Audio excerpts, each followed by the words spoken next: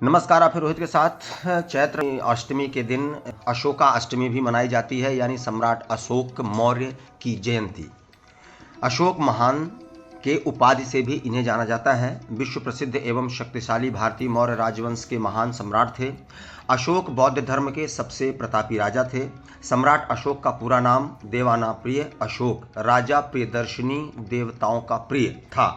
उनका राजकाल ईसा पूर्व 269 से 232 प्राचीन भारत में था। मौर्य राजवंश के चक्रवर्ती सम्राट अशोक का राज्य मौर्य साम्राज्य उत्तर में हिंदू कुश, तक्षशिला की श्रेणियों से लेकर दक्षिण में गोदावरी नदी, सुवर्णगिरी पहाड़ी के दक्षिण और मैसूर तक तथा पूर्व में बांग्लादेश, पाटलिपुत्र से पश्चिम में अफगानिस्तान, ईरान, बलूचिस्तान तक पहुंचा था। अशोक का साम्राज्य आज का संपूर्ण भारत, पाकिस्तान, अफगानिस्तान, नेपाल, बांग्लादेश, भूटान, म्यांमार के अधिकांश भूभाग पर था। यह विशाल साम्राज्य उस समय तक के आज तक का सबसे बड़ा भारतीय साम्राज्य रहा है। चक्रवर्ती सम्राट अशोक विश्व के सभी महान एवं शक्तिशाली सम्राटों एवं राजाओं की पंक्तियों में हमेशा शीर्ष पर स्थान रखते हैं। सम्राट अशोक ही भारत के सबसे शक्तिशाली एवं महान सम्राट रहे हैं। सम्राट अशोक को चक्रवर्ती सम्राट अशोक कहा जाता है, जिसका अर्थ है सम्राटों के सम्राट, और यह स्थान भारत में केवल सम्राट अशोक को मिला है। सम्राट अशोक को अपने विस्तृत साम्राज्य से बेहतर कुशल प्रशासक तथा बौद्ध धर्म के प्रचार के लिए भी जाना जाता है।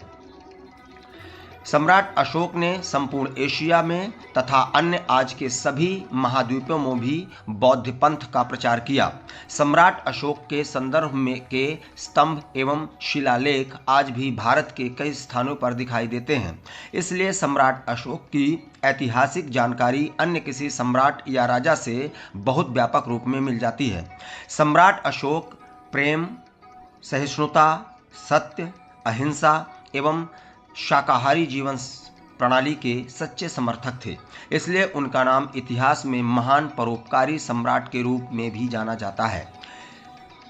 कल्हड़ के राजत रंगड़ी में धर्माशोक का उल्लेख आता है।